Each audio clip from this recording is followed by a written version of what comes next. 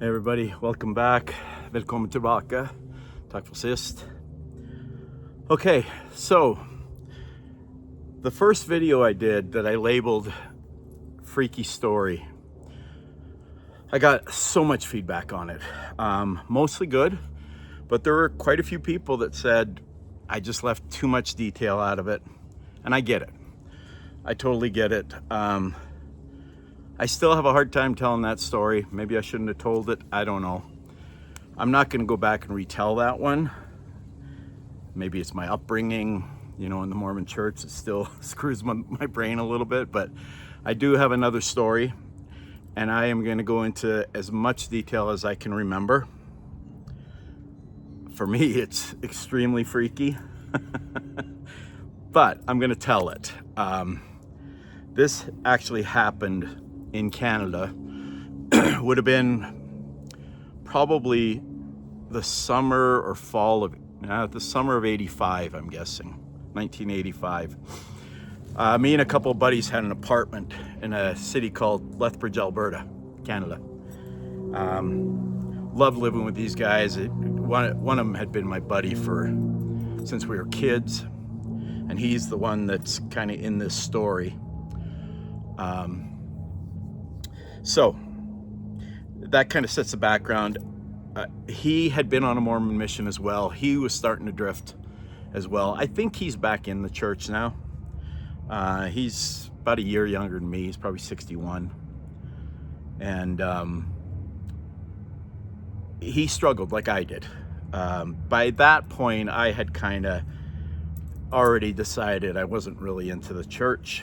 And on weekends we'd go to the bars and stuff, just regular normal 20-something-year-old dudes living the fun life. And we had a basement apartment to kind of set the scene. There were 3 bedrooms, a living room, and a bathroom. It was very basic, a little kitchen, very basic, but it was cheap. I think we paid like $350 a month for it, so like 120 bucks a piece. Everything was cool.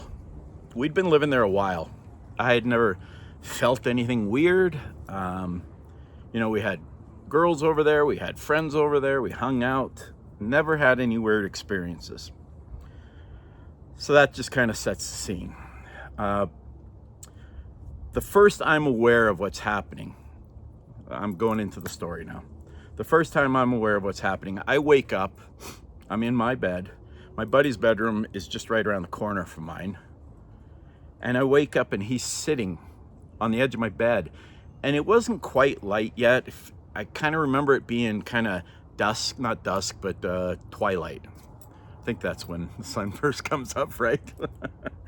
There was just a little bit of light. And we had those little, not very big basement windows. They're not like the big windows everybody puts in now. They were little, there wasn't a lot of light. So he was kind of a silhouette at the end of my bed. And it kind of freaked me out a little bit when I first saw him there. And I finally, I'm going to change his name. So this is not his actual name. I said, "Jack, what are you doing, man?" And nothing. And I was like, "Jack."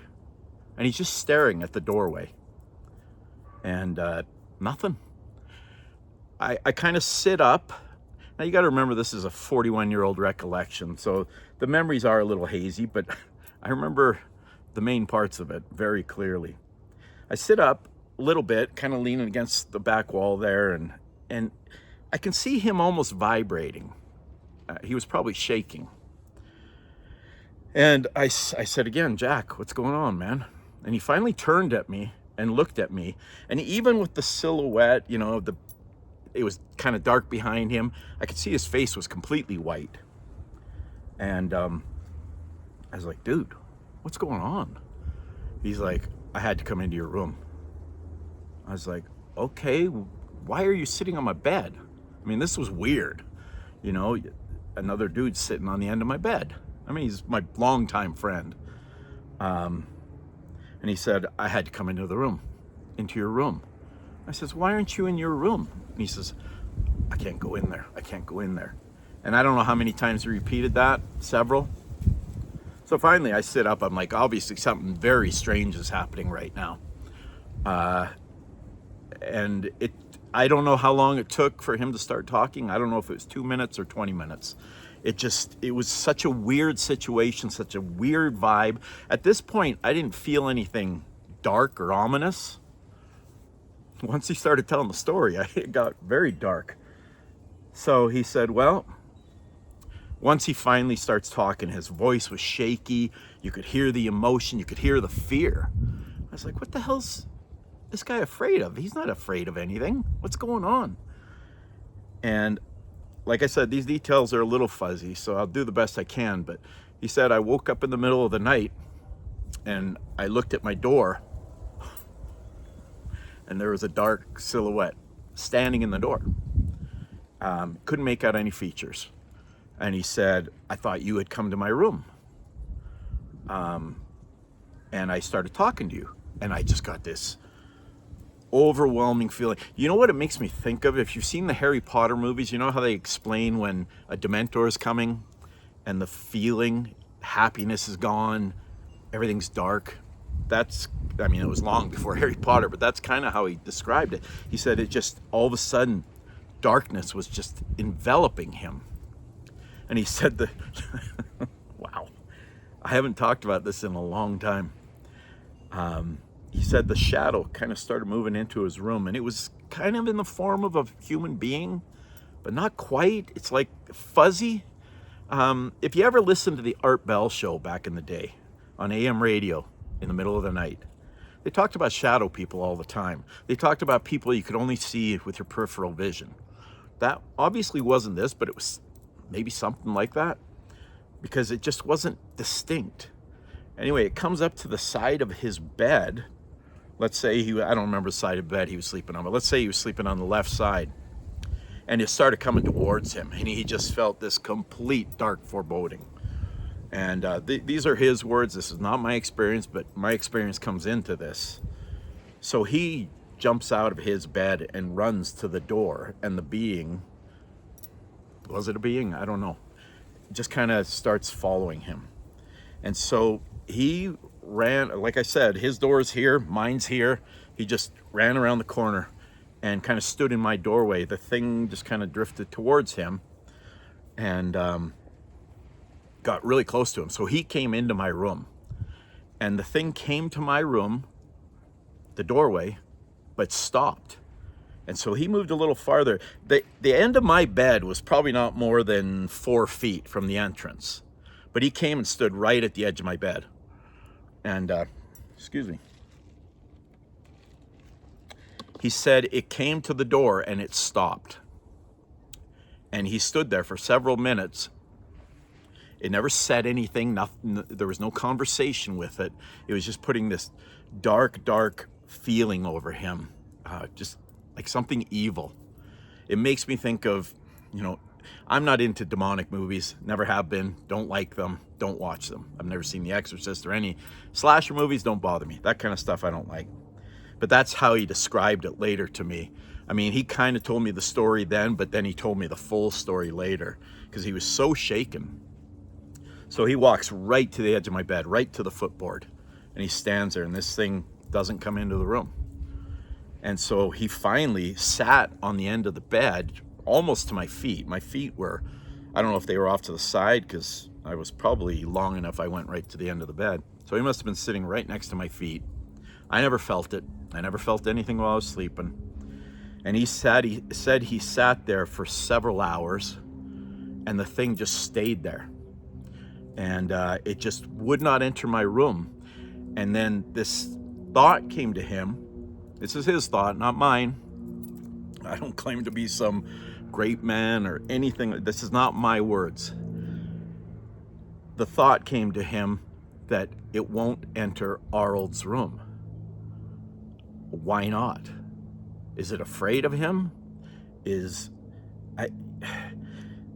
I've always felt like I'm a good person. I strayed from the Mormon church. If you want to say that's a bad thing, that's up to you. I don't feel like that's a bad thing. It wasn't for me. But I was still a believer in God and Jesus. And and I think he was too, so I don't know exactly what was going on. But he said he sat on the end of my bed for many hours until the sun started coming up. And he said it was literally, I don't know, seconds or a few minutes before I woke up and sat up. And when I started waking, it just dissipated. And when he finally told me the story, I got the freaking heebie-jeebies.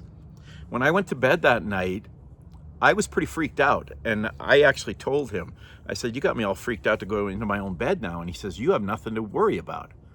I says, what do you mean? He says, it wouldn't go into your room. And I'm getting, I don't know, a cool tingling sensation saying that. And like I said, I don't consider myself, I'm a flawed human being. I really am. I try to always look at the positive. I always have. And as I get older, I do better at it. And maybe that's what it was. Maybe it was my positive outlook was too much for this dark being. We didn't talk about it much after that, because when he said, you've got nothing to worry about, I'm the one that has to worry. And he actually asked if he could just stay in my room that night. And I'm like, dude, you gotta figure out how to beat this thing. I said, if you want to sleep on my floor, you can. You're not getting in bed with me.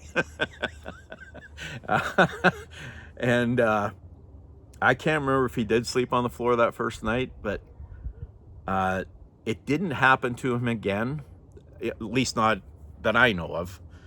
And I've heard of other people having similar experiences. And like I said, maybe it was the positive outlook I have on life was too much for a dark being. I'm sure that there's some of you watching this that have had similar experiences, because when I put out the last video, I got so many comments and relaying similar stories. Maybe someday I'll get the guts up to retell the first story in the detail I can remember. These are all decades ago, so they're fuzzy. But I remember the feeling more than anything. I remember him telling me about it, and it shook me. And when he told me that next night that you don't have anything to worry about, I actually went to bed and I didn't worry, although I'm pretty sure I left the nightlight on that night. And if I had to go to the bathroom, it probably wasn't a very fun experience. So, anyway, that's the story. That is all the detail I remember. The feelings as I was telling that story, a lot of them came back. I've never talked to him about it since. In fairness, I haven't seen him in probably 30 years. But yeah, what do you think? Let me know your thoughts. Hopefully that was enough detail. It's all I could remember. Thank you so much for watching. I dig y'all, even the ones that slam on me. You're cool people, and I'm having a lot of fun with this. So I hope you have a beautiful day. Peace. Love.